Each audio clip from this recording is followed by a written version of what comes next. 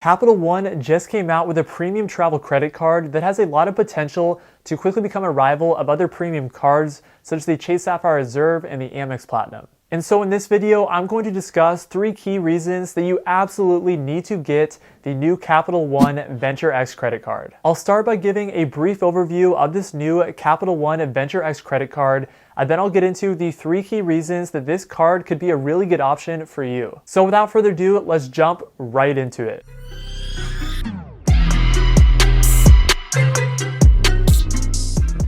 Hey everyone, hope you're doing well. Thanks for checking out this video and welcome back to the channel. As I mentioned, before I get into the 3 specific reasons that you must get this new Capital One Venture X credit card, I first just wanted to give you all a brief overview of this card and discuss some of the main characteristics that this card has. I am going to be pretty surface level with this overview, but then I'll do a deeper dive later in the video. So this new Capital One Venture X credit card is a premium credit card, and so it does have an annual fee of $395. They do have a welcome offer in place of 100,000 points, which when redeemed at 1 cent per point for a statement credit is about $1,000 in value. However, they do have a really high minimum spend on that welcome offer, which is spending $10,000 in the first 6 months, which is really high for a lot of people. Also, having to spend $10,000 for 100,000 points only represents a return on spend of 10%, so this welcome offer is clearly not as good as some of the other welcome bonuses that are out there. Regardless, I'm not going to spend any more time talking about the welcome bonus because pretty much any credit card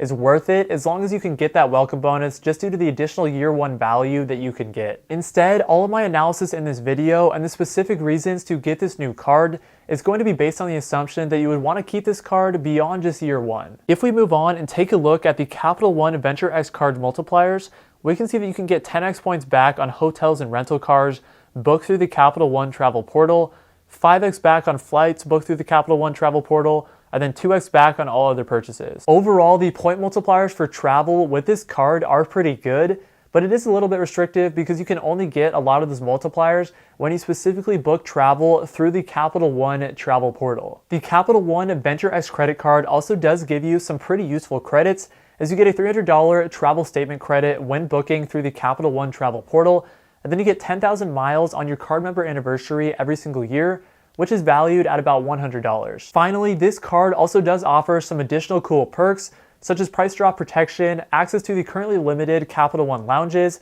priority pass membership, no foreign transaction fees, and the ability to add additional card members for absolutely free. And so if we get into the specific reasons that you must get this card, the first reason that you must get the Capital One Venture X credit card is that you're basically getting paid to have this card. Essentially what I mean by this is that the Capital One Venture X credit card would be considered a keeper card because the benefits offset the annual fee every single year. To break this down in greater detail and really show you what I'm saying here, the annual fee on this card is $395, and the first useful credit that you do get with this card is a $300 travel statement credit, which is pretty applicable and a lot of people can use if you go on at least 1 trip per year. So just with this 1 credit alone, you would lower your effective annual fee from $395 to $95 with the use of that $300 credit. And then every year on your card member anniversary, you are awarded 10,000 miles, which at the very minimum should be worth about 1 cent per point,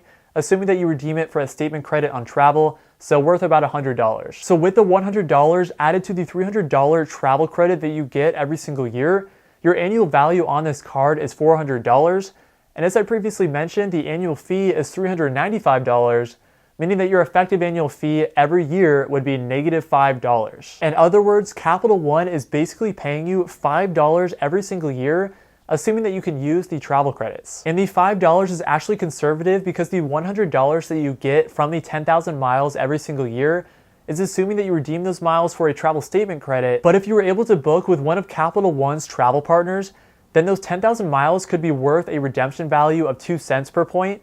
meaning that the value would be worth $200, or that technically Capital One would be paying you $105 to simply hold the card every single year. In summary, the first reason that you must get this card is because the annual credits outpace the annual fee every single year, meaning this card is a keeper card, or in other words, you could spend $0 on this card every year and still get value out of it. If we move on to the next reason, the second reason that you must get the Capital One Venture X credit card is if you already have some lifestyle credit cards in your credit card portfolio, they give you good point multipliers for categories such as gas stations, restaurants, and more. What I mean by this is that while the Capital One Venture X credit card does get some good point multipliers on travel booked through the Capital One portal, and does get 2x back on all other purchases, they don't have additional benefits for spending on food, gas stations, grocery stores, and other similar categories that a lot of other premium credit cards typically offer. So I would consider this card more of a keeper card,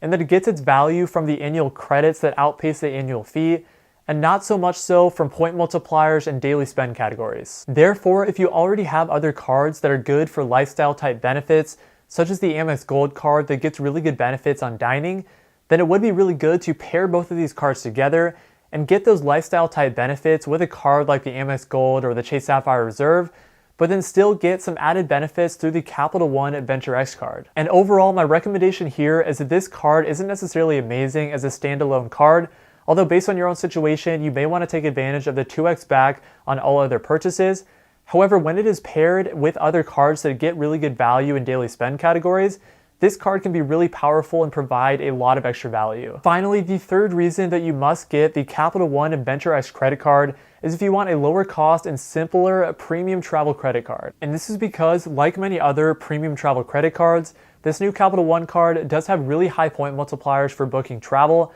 and then it does have some really useful travel credits that can be used on a yearly basis. However, this new Capital One Venture X credit card is much cheaper and seems much more straightforward and simple to use. First of all, the Capital One Venture X credit card does have an annual fee of $395, which I do understand is a lot of money to pay for a credit card, but if we compare this to some of the other premium travel credit cards that I have already mentioned, the AMEX Platinum has an annual fee of $695, and then the Chase Sapphire Reserve has an annual fee of $550. And then if we take a look at why some of these other cards cost significantly more and some of the travel credits that you can get, with the AMEX Platinum card, you do have a ton of potential for travel and also lifestyle credits that can help offset that annual fee. But there are also a lot of credits that won't necessarily be useful for a lot of people, such as an Equinox credit, a digital entertainment credit, and a Saks Fifth Avenue credit. And even if you were able to use all of the credits that the AMEX Platinum is offering, it is a lot more confusing and harder to figure out. As for example, the AMEX Platinum has a $200 hotel credit, which on the surface would seem super useful and probably pretty easy to use, but you can only redeem those points for specific hotels, specifically the Hotel Collection or the Fine Hotels and Resorts, which are super luxury hotels, and so that makes that credit pretty difficult and hard to use and also just hard to figure out. Aside from a pretty useful $300 travel credit, it is pretty much the same story for the Chase Sapphire Reserve, in which there aren't specific credits that can specifically help you reach that annual fee.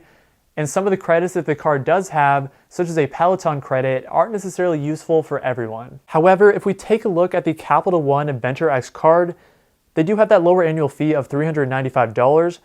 and then they have very useful and straightforward travel credits, such as that $300 travel credit, and then another $100 towards travel every single year at the very minimum. So in conclusion, I do think that the Capital One Venture X credit card is one of the lowest cost and easiest to use premium travel credit cards. And as I mentioned in this video, I do think that this card would be a great addition to pretty much everyone's portfolio, as it is a keeper card, so it basically pays for itself every single year. But yeah, that's pretty much going to wrap up this video. If you did enjoy content like this, I do come out with a lot of videos on credit cards and personal finance, so if you like that type of content, then make sure to subscribe to my channel so that you don't miss out on any future impactful videos. Thank you all so much for watching this video. If you did receive any value or insight from the video, please leave a like on this video, as it helps me reach a greater audience and I would really appreciate it. So I'll see you all in the next one.